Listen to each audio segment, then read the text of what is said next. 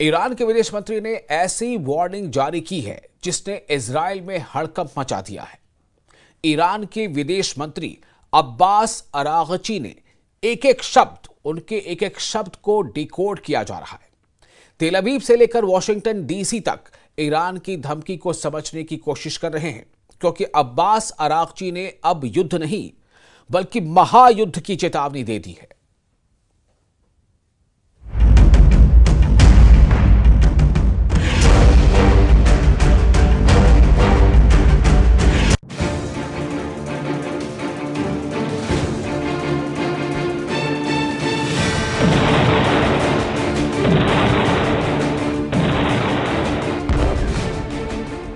जिसे भी लग रहा है कि युद्ध खत्म हो गया, गाजा में धमाके खामोश पड़ चुके हैं, जिसे भी लग रहा है कि सीरिया में शांति आ चुकी है, लेबनान में हिजबुल्ला हथियार डाल चुका है, इजराइल का ऑपरेशन ठंडा पड़ चुका है, उसको चौंकाने वाली खबर ऐसी आई है कि 2025 की शुरुआत बहुत डराने वाली होगी।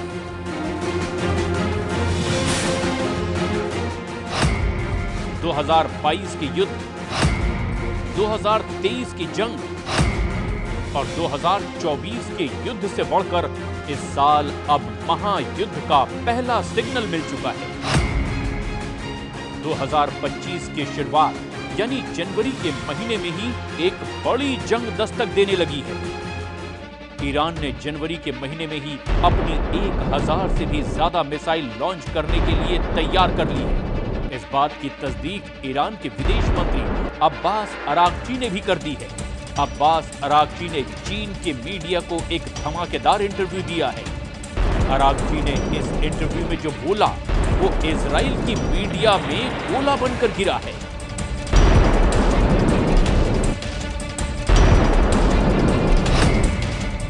इसीलिए इसे अरागची का अंगार कहा जा रहा है। अरागची के अंगारे में इतनी आग है कि पूरा पश्चिम एशिया नए युद्ध में जल सकता है। अरागची ने जो बोला उसे टाइम्स ऑफ इजराइल ने इस तरह से छापा। बताया कि ईरान के विदेश मंत्री ने एक बड़े युद्ध की चेतावनी दी है।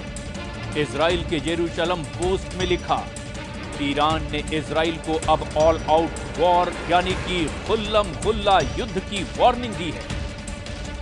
एक तरफ गाजा में धमाकों के बीच इजरायली सेना ने लगातार ऑपरेशन और बमबारी के साथ साथ सीरिया पर अल-कायदा और आईएसआई के आतंकी रहे जुलानी के आतंकियों पर कब्जा किया। इन दोनों तस्वीरों ने ईरान के अंदर बहुत बेचैनी पैदा कर दी है। गाजा में इजराइल नॉन स्टॉप हमले कर रहा है, वहीं सीरिया में जुलानी का गैंग चप्पे चप्पे पर कब्जा कर चुका है। غزه آغاز شد و حملات رژیم اسرائیل و بعد گسترش اون به لبنان و بعد مسائلی که در سوریه به وجود آمد، مسائلی که در یمن هست، درگیری بین خود ایران و رژیم اسرائیل، همه اینها منطقه ما رو یک منطقه بسیار ملتهبی کرده. चीन की मीडिया से अब्बास अरागची ने बड़े युद्ध के खतरे को लेकर जो कुछ बोला उसे 3 पॉइंट में समझिए।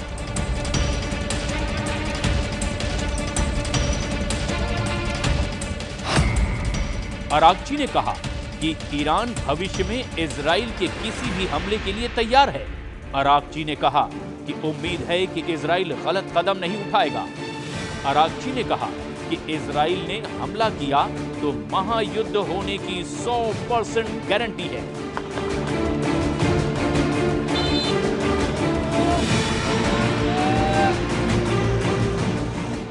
इस वक्त ईरान और इजराइल के बीच टेंशन सबसे बुलंद है। एक तरफ नेतन्याहू का वॉर कैबिनेट गाजा, लेबनान और सीरिया के मोर्चे पर खुद को जीता हुआ साबित कर रहा है।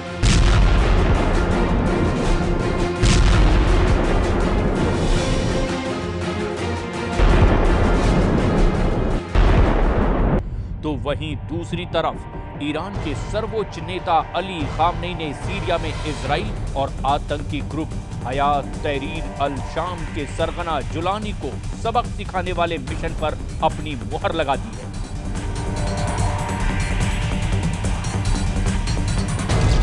البته پیروزی هم قطعی است.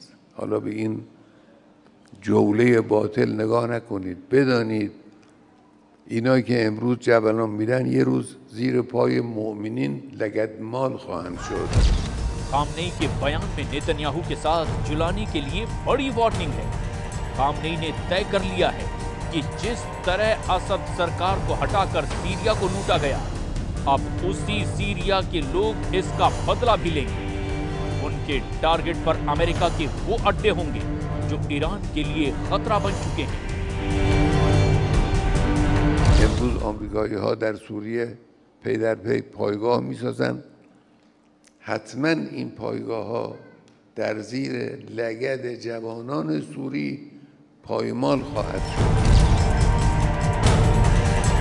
खामनेई ने जो कहा उसकी गंभीरता नेतन्याहू और उनके चाहने वाले बहुत अच्छी तरह समझते हैं।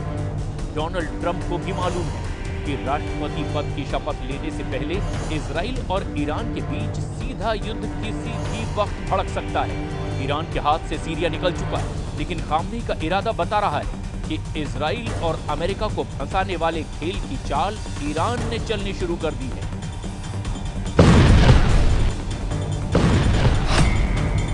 ईरान के सर्वोच्च नेता अली खामनेई के जनरल हुसैन सलामी कह चुके हैं कि इजराइल को सीरिया में दफन कर देंगे। زندگی می‌کردند چون ما به دنبال عزتشان بودیم. ما نرفته بودیم تا بخشی از خاک سوریه را منضم به خاک خودمان کنیم. نرفته بودیم تا آنجا را میدان جستجوی منافع بلند پروازانه و زیاده خواهانه خود قرار دهیم. वैसे नुकसान में सिर्फ ईरान है, ऐसा नहीं है। गाजा में हजारों बम गिराए जाने और हजारों जान जाने के बाद भी नेतन्याहू अपने युद्ध में पूरी तरह नाकाम साबित हो रहे हैं। गाजा में जारी इजराइल की बमबारी के बीच इजराइल की सबसे बड़ी चुनौती गाजा पर पूरी तरह कंट्रोल करना है।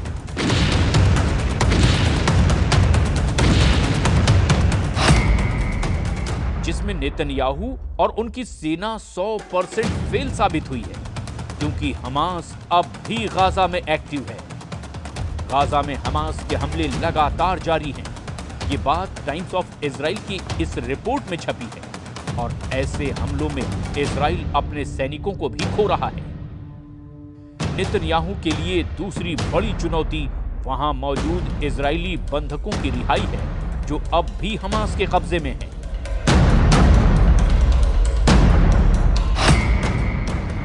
इसमें भी नेतन्याहू और उनकी बहुत ही आधुनिक सेना 100% फेल साबित हुई है। इजरायली बंधक अब भी हमास के कब्जे में हैं। इजरायली अखबार हॉरेट्ज में छपी खबर बताती है कि नेतन्याहू पर दबाव बढ़ाने की कोशिश हो रही है।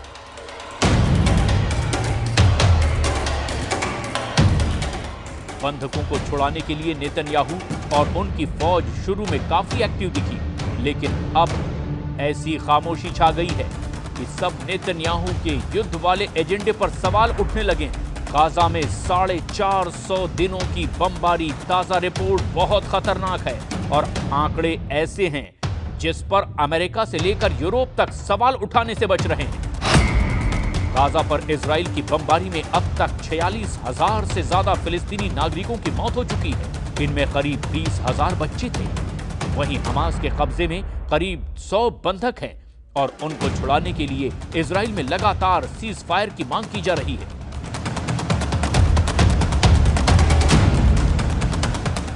तेल अवीव में अब नेतन्याहू के खिलाफ लगातार प्रदर्शन हो रहे हैं। हंगामा, शोर और नारेबाजी के साथ नेतन्याहू और उनकी वॉर कैबिनेट को जगाने की कोशिश हो रही है।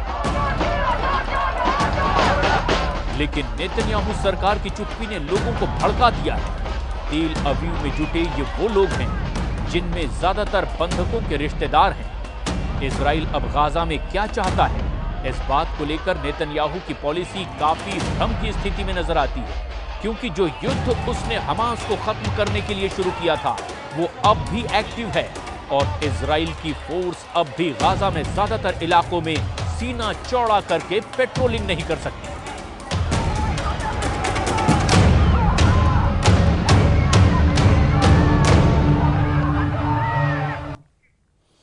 और सीरिया को खोने के बाद ईरान बहुत ज्यादा परेशान है।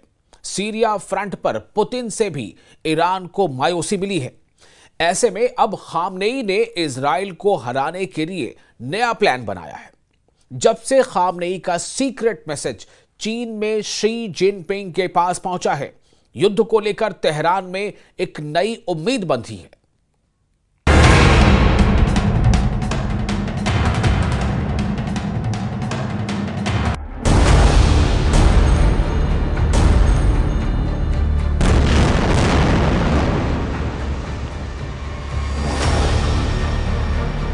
क्या ईरान ने मास्टर स्ट्रोक चल दिया है? क्या ईरान ने इजराइल को बड़े युद्ध में फंसा दिया है? क्या ईरान ने चीन के साथ सबसे बड़े युद्ध की डील कर ली है? पश्चिम एशिया की जंग में क्या जिनपिंग की एंट्री हो चुकी है? क्योंकि ईरान की तरफ से ऐसा इशारा किया जा रहा है। ईरान जानता है कि नेतन्याहू की असली ताकत अमेरिका है और जब तक अमेरिका के मुकाबले में बड़ी ताकत को नहीं लाया जाएगा, तब तक इजराइल को हराना आसान नहीं।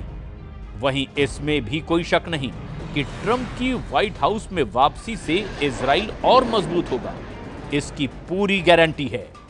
ऐसे में पश्चिम एशिया में इजराइल और अमेरिका पर लगाम लगाने के लिए ईरान ने प्लान बी पर काम करना शुरू कर दिया है और इस प्लान बी का मतलब है शी जिनपिंग।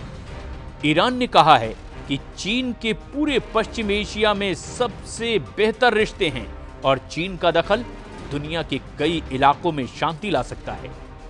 अब्बास अरागची ने कहा कि चीन को इजराइल के युद्ध का इलाज करना चाहिए, तभी इलाके में शांति लौटेगी। चीन میتونه قدرت ایفای نقش سیاسی در منطقه برای حل و فصل اختلافات، برای کمک به کشورهای منطقه در جهت رسیدن به راه حل‌های مسالمت آمیز برای اختلافات خودشون کمک بکنه چین و جمهوری اسلامی ایران به سهم خودش از این حرکت استقبال میکنه و آمادگی همکاری رو داره. चीन की एंट्री कराना इजराइल के खिलाफ ईरान का बहुत ही खतरनाक प्लान माना जा रहा है। सीरिया का भी इलाज ईरान ने ढूंढ निकाला है। खामनेई ने जुलानी और नेतन्याहू के अलावा अमेरिका को भी सीरिया में हराने के लिए प्लान तैयार कर लिया है। इजराइल इस वक्त गाजा पर लगातार हमले कर रहा है। दक्षिण लेबनान में अब भी इजराइल की फोर्स एक्टिव है और इसे लेकर हिजबुल्लाह ने फिर से युद्ध शुरू करने के सिग्नल देने चालू कर दिए।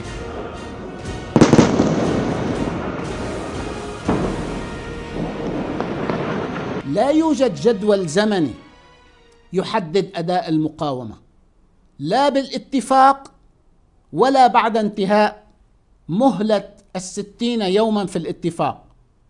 لقد قلنا بأننا نعطي فرصة لمنع الخروقات الإسرائيلية وتطبيق الاتفاق وأننا سنصبر.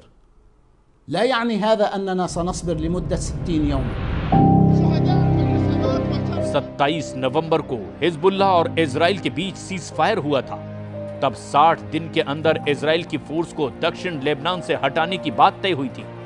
लेकिन अब हिजबुल्लाह को लग रहा है कि जिस तरह नेतन्याहू ने सीरिया में फौज की घुसपैठ करके कब्जा करना शुरू किया है, यही हाल दक्षिण लेबनान का होगा, क्योंकि नेतन्याहू ने सीरिया में जबल अल शेख रेंज पर अपना हेलीकॉप्टर उतारकर यह मैसेज पहले ही दे दिया कि सीरिया में इजराइल की फौज अब लंबे वक्त तक रहेगी, या यूं कहें कि सीरिया के बड़े इलाके पर इजराइल की फौज अपना कब्जा बरकरार रखेगी।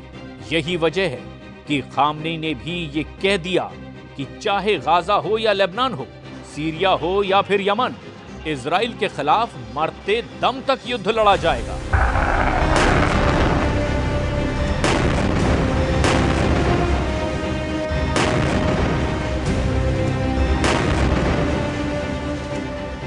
هر خونی که لبنان نماد مقاومت و پیروز خواهد شد،